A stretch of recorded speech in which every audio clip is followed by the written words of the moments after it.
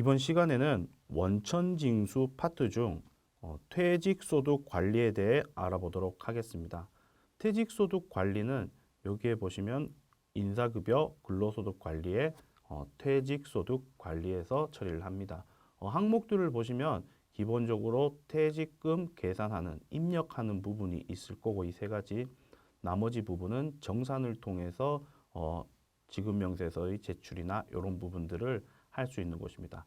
다른 것과 마찬가지로 퇴직소득 자료 제출 직계표 같은 경우는 서면으로 지급명세서를 제출을 할 때 사용하는 란이고, 이 퇴직소득 원천징수 영수증에서 퇴직소득에 대한 지급명세서를 마감해서 전자신고를 할 수 있게끔 하는 란입니다. 퇴직금 추계액은 보시면 될 것 같고 나머지는 현황들을 확인할 수 있습니다. 그러니까 요 세 가지 부분을 우리가 입력하는 부분이겠죠. 일단 퇴직금을 처리를 할 때 어떤 식으로 처리를 하냐면은 먼저 일반적인 퇴사입니다. 우리가 중도 정산을 빼고 일반적인 퇴사 같은 경우에는 제일 먼저 퇴직금을 계산하려면 퇴직금 계산 방식이 기본적으로 어떻게 근로기준법의 방식은 직전 3개월치 평균 임금에 대해서 계산을 하는 기준으로 되어 있죠. 그럼 퇴직금을 당연히 계산을 하려면은 기본적으로 최종 퇴직 단계까지의 확정된 급여가 입력된 상태에서, 그게 다 입력된 상태에서 정상적으로 퇴직금을 계산할 수 있으니까, 그 순서가 바뀌어 버리면 당연히 계산 자체가 안 되니까 먼저 마지막 급여를 확정 짓고 나서, 최종 급여를 확정 짓고 나서 퇴직금 계산을 처리해야 됩니다. 퇴직금 계산을 처리하기 위해서는 기본적으로 사원 등록에서 송아지 씨 같은 경우 기본적으로 퇴사 연월일을 입력을 반드시 해야 되는 거죠. 이게 정상적인 퇴직일 경우에는 입력을 합니다.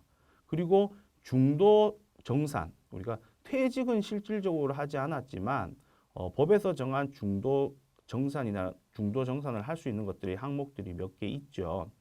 결과적으로 집을 산다거나 이랬었을 때 관련된 부분, 이 부분에 해당된다면 중간 정산을 하게 되어 있습니다. 기존에는 중간 정산이나 이런 부분을 별도로 입력을 하게 돼 있지만 지금 세무사랑 프로 같은 경우에는 이 퇴직금 계산이나 퇴직소득 자료 입력에서 저절로 반영이 돼 있는 부분입니다.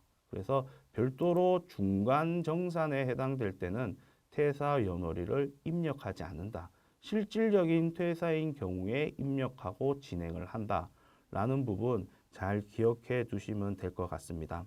자, 이렇게 퇴직금 부분에 있어서 사원 등록에서 퇴사자의 날짜를 정상적으로 입력을 했다면 퇴직금 계산이나 퇴직소득 자료 입력을 통해서 자료를 입력하시면 됩니다. 기본적으로 우리 세무사 사무실 같은 경우 대부분의 이렇게 좀 소기업 같은 경우는 우리 누구누구가 퇴사하는데 퇴직금 좀 계산해 주세요라고 얘기할 거예요. 그랬을 때 반드시 우리는 그럼 마지막 확정된 급여까지 최종적인 급여가 얼마인지를 물어봐서 그 급여 부분을 급여대장에 정상적으로 입력한 상태에서 정리를 해야 되고요. 거기에서 우리가 거래처에서 퇴직금을 계산을 해달라고 했으니까 이 퇴직금 계산 부분에 있어서의 계산을 해줘야 되는 부분이에요. 예를 들어서 거래처에서 우리 A라는 직원이 있는데 그분의 퇴직금은 1,000만 원입니다. 그 부분에 대해서 신고해 주세요라고 해서 얘기를 한다면 이 퇴직금 계산 부분에 들어가서 계산할 필요가 없겠죠.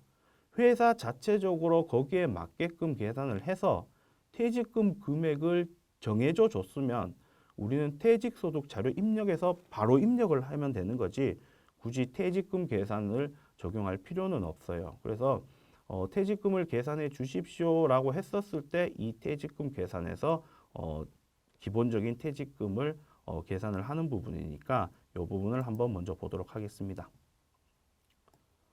자, 이게 퇴직금 계산 부분입니다. 우리가 송아지 씨를 기준으로 본다면은 이 퇴직금 기준에 대해서 관련된 내역이 있습니다. 실질적으로 여기에서 F2 조회하기를 눌러서 지금 마감이 된 상태인데요. 조회하기를 눌러서 퇴직자에 해당되시는 분들을 체크를 해서 클릭을 하시면 되면 기본적으로 관련된 직전 3개월의 평균 임금을 계산을 할 수 있게끔 이렇게 기본적인 자료가 나옵니다. 자, 각각의 자료를 설명을 드리기 전에 먼저 상단부를 보면 재계산 부분이 있을 건데 계산을 다시 하는 부분이니까 보시면 될 것 같고, 수당 설정이라는 부분이 있습니다. 이 수당 설정의 부분은 복잡하게 돼 있죠. 그런데 수당 설정을 우리가 선택을 할 수 있게끔 돼 있습니다. 여기는 선택 불가라고 돼 있지만 예를 들어서 인정 상여다. 이런 부분 더블 클릭을 하시게 되면 이렇게 별도로 선택을 할 수 있게끔 돼 있는데요. 가급적이면은 이 부분에 있어서는 별도로 선택 부분을 변경을 시키지 않았으면 좋을 것 같아요. 사실상 이 체크 부분이 동그라미 되는 이유가 어떤 이유냐면, 자, 밑에 퇴직금 계산에서 보시면 이 평균 임금을 계산할 때 이 부분을 어떻게 반영을 할지 부분을 체킹하는 겁니다. 예를 들어서 평균 임금을 계산할 때 일정 부분을 X로 친다면 그 급여의 급여 대장에서 만약에 식대를 X로 친다. X로 쳤다면 식대 관련돼서의 부분은 빼고 여기에서 자동적으로 불러와지는 겁니다. 근데 평균 임금을 계산할 때 상여금이나 기본금이나 이런 것들 다 포함하게 돼 있어요. 그렇기 때문에 이 부분들은 별도의 특이사항이 없으면은 X라 이렇게 변경을 하시면 안 됩니다. 이런 부분이 있어서 자동적으로 변경도 할 수 있다는 부분이니까 이 부분 그 기준으로만 어느 정도 보시면 될 것 같습니다. 여기에서 연차라는 부분이 있는데요. 우리 연차 수당이나 연차 관련된 부분은 상여와 마찬가지로 해당 3개월이면 전체 1년 중에 3개월 부분만 평균적으로 계산하게끔 되어 있어요. 그래서 연차 관련된 부분이 있다면 더블 클릭해서 반영을 하게 하시면 되는 부분입니다. 연차 관련돼서 부분이 있다면. 그런데 여기에서 연차 부분이 없다면은 이 부분들은 이렇게 적용사항이 없겠죠. 만약에 연차 부분에 어떤 부분을 체킹을 하게 된다면 상여 내역에서 이 상여금 실질 상여가 있는 것 추가적으로 연차까지 포함이 될 거예요. 여기 보시면은 상여 플러스 연차 수당이라고 되어 있죠. 그래 법상 상여나 연차 수당은 1년 기준으로 해서 12분의 3만큼을 평균 임금 계산할 때 더해지는 부분이기 때문에 여기에서 수당 설정에서 체크를 하시면 연차 수당이라는 부분이니까 만약에 연차 수당에 대한 부분의 항목들이 있으면 별도로 동그라미를 하는 식으로 해서 체킹을 해 주셔야지 이쪽 부분은 급여 대장에서 연차 수당으로 인식을 하고 여기 퇴직금 계산할 때 그 부분이 더해져 나온 겁니다. 그래서 수당 설정이 어떤 건지를 정확히 알고 계셔야 되겠죠. 실수로 모르고 어떤 부분을 꼽혀하거나 했었을 때 그냥 넘어갈 수 있는 부분이 아니니까 이 부분을 정확히 하셔야지 법에 맞는 퇴직금이 계산이 될 수 있습니다. 그러니까 이 부분도 한번 주의 깊게 보시면 될 것 같고요. 지급 설정입니다. 지급 설정은 기본적인 관련된 우리가 말하는 그 공제 내역들을 설정하는 부분이니까 그 정도로만 보시면 될 것 같고, 계산 설정도 관련된 부분에 있어서 어떻게 계산을 할 건지를 체킹을 하는 부분이니까 이건도 그냥 가볍게 보시면 될 것 같습니다. 여기에 보면 퇴작 전산일 현황이라고 있습니다. 우리가 아까 전에 사원 등록에는 기존에는 별도로 중간에 정산을 했었을 때의 날짜를 기입하게 돼 있었잖아요. 근데 그 부분이 없고 바로 이 퇴직금 계산이나 부분에서 확인할 수 있게끔, 지금 이 중간정산이라는 것은 우리가 기본적으로 퇴직소득도 마찬가지지만 다른 소득도 당회 기속의 소득은 합쳐져서 계산을 하는 겁니다. 그러면 우리가 잘 생각해 보면 송 아저씨가 우리가 2020년, 지금 2020년이거든요. 2020년 3월 달에 중간정산을 받았어요. 중간정산을 받고 나서 당해에 퇴직을 했다면, 이렇게 당해에 2020년 5월 달에 퇴직을 했다면은 이 부분의 중간정산 부분과 퇴직소득 부분을 합쳐서 결과적으로 최종적으로 퇴직금이 계산이 되어져야 됩니다. 그렇기 때문에 이런 부분들이 합쳐져야 된다. 당해 부분은. 그리고 중간정산 부분은 이렇게 중간정산 현황이 나와 있는 이유는 이렇게 중간정산을 받았어요. 예를 들어 송아지 씨가 중간정산을 2020년 3월 30일에 받았어요.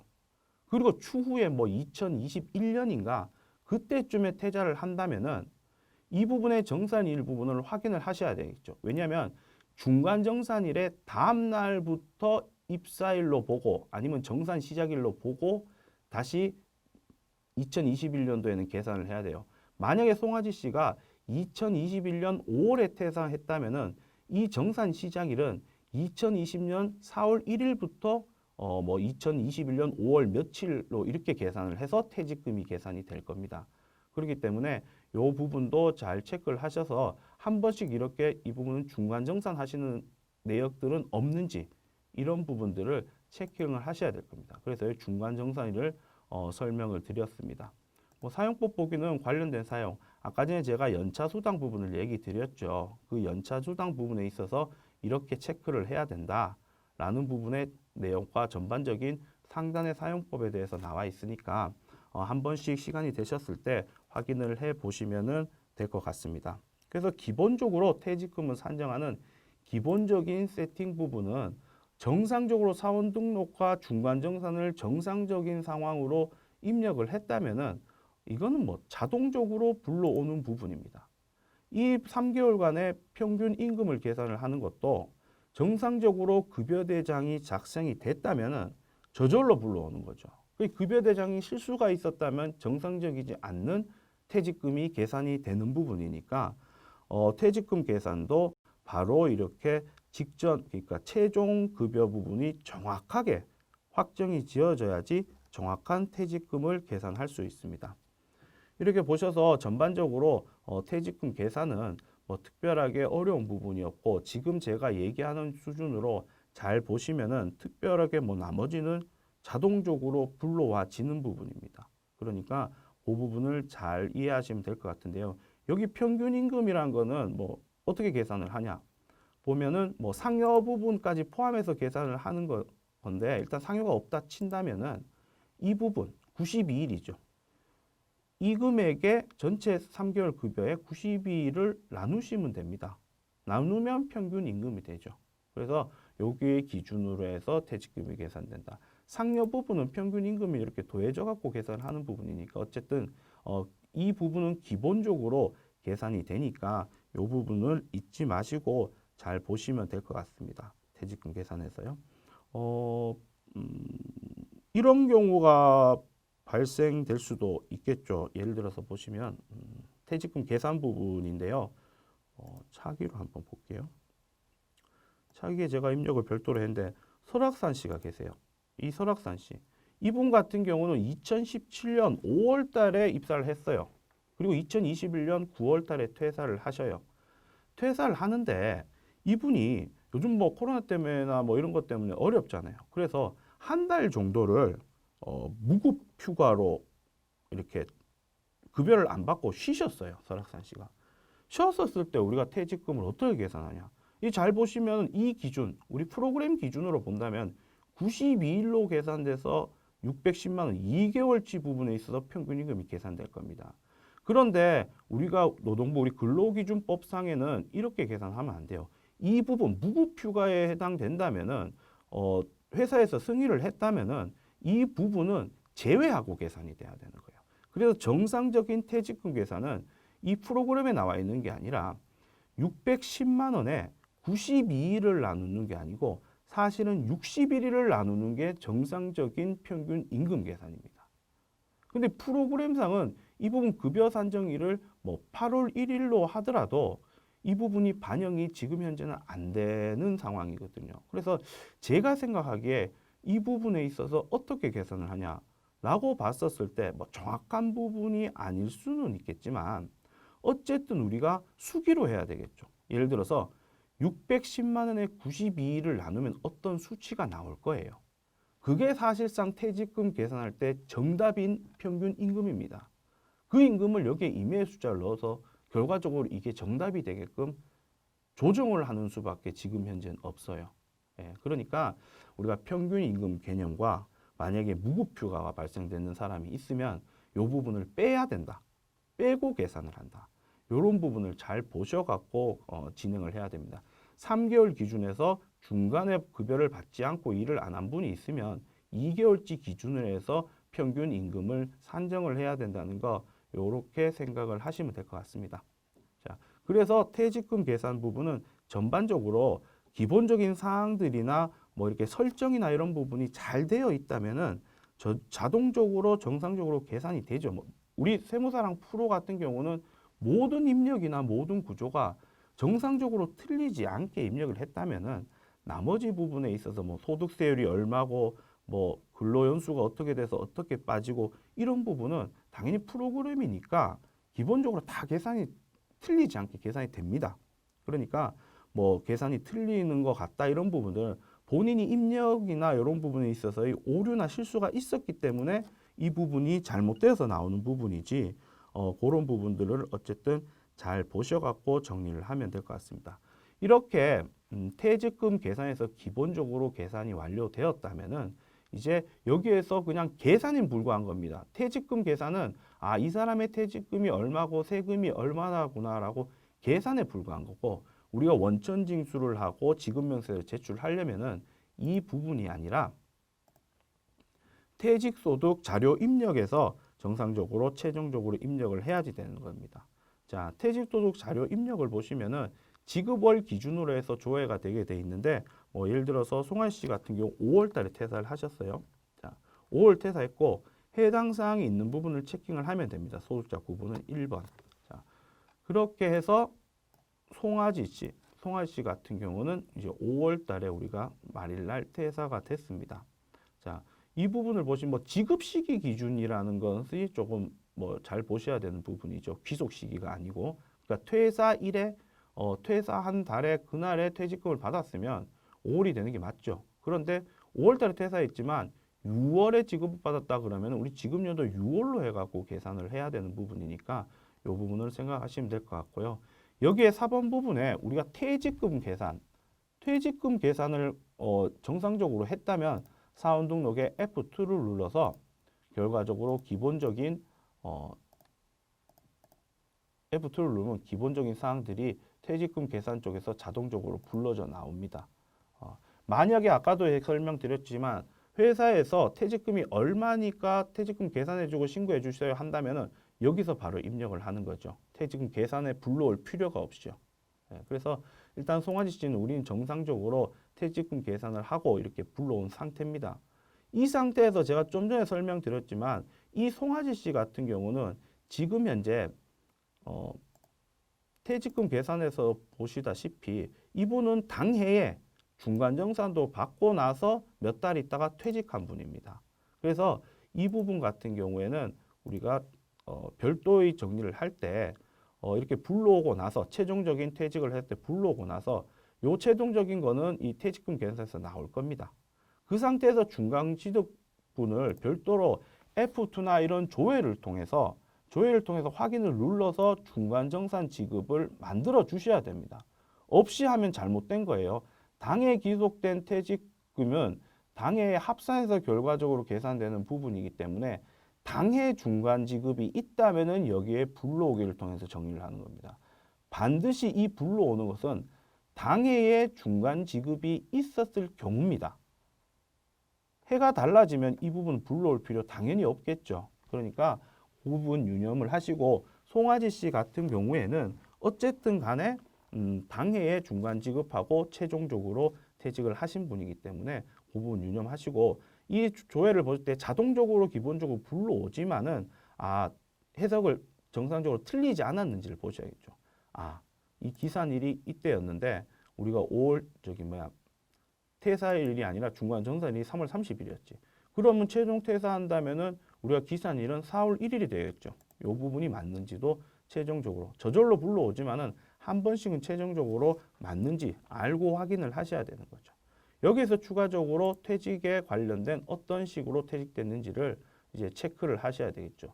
특히 임원의 퇴직은 별도의 임원에 대한 한도 부분이 있기 때문에 잘 고려를 하셔야 될 겁니다.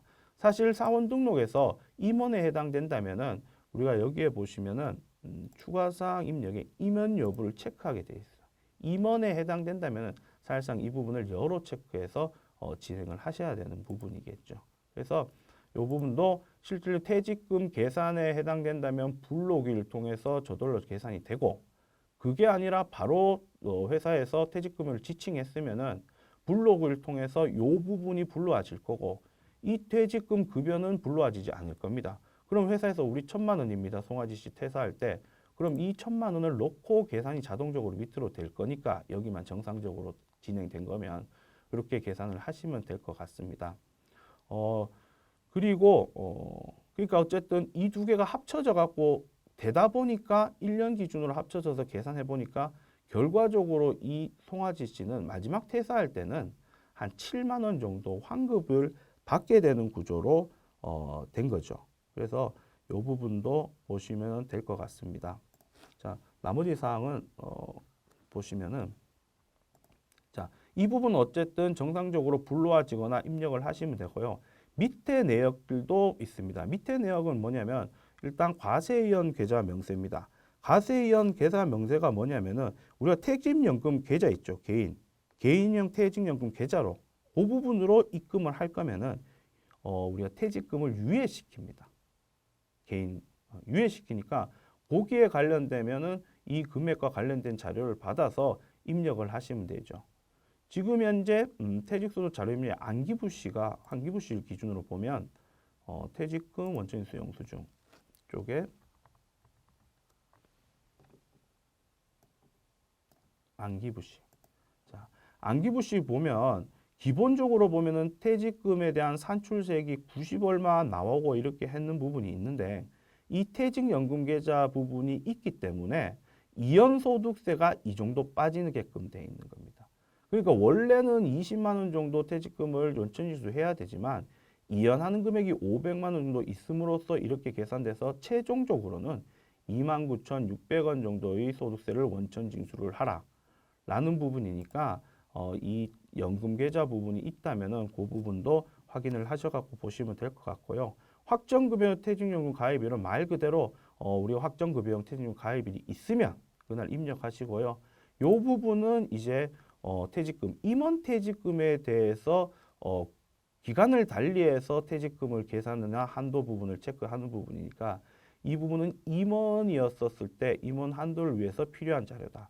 이 부분은 2011년 12월 31일 퇴직금을 2011년 12월 30일 기준으로 임원이 퇴직했었을 때의 퇴직금이 얼마냐를 입력을 해야 되는 부분입니다. 거기에 맞게끔 퇴직금이나 이런 부분이 계산이 되는 부분인데 이 부분은 별도로 우리가 세무사랑 프로에서 그 계산을 별도로 진행하는 부분이 아니니까 이게 2011년 12월 30일 기준으로 수기로 우리가 퇴직금 부분을 계산을 해야 되는 부분입니다. 그래서 임원인 경우에 이 부분을 입력을 한다라고 이렇게 생각을 하시면 될 것 같습니다.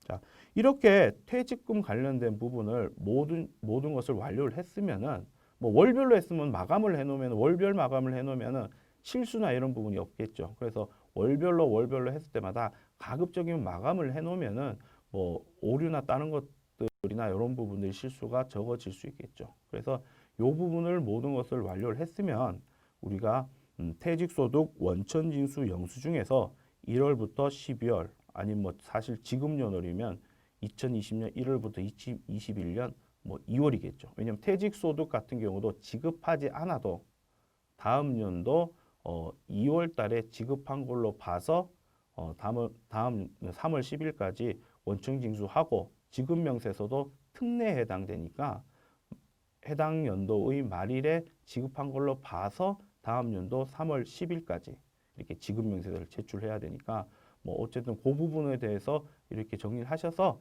체크하셔서 마감을 합니다. 이렇게 마감을 하고 나서 전자로 신고하면 퇴직소득과 관련된 전반적인 작업들이 모두 끝나는 겁니다. 그래서 기본적으로 퇴직금을 계산을 할 때 어떤 방식으로 계산하는지를 주의 깊게 잘 보시고 오류 없이 잘 체크하시면 될 것 같습니다. 이상으로 퇴직소득 관리에 대해 알아보았습니다.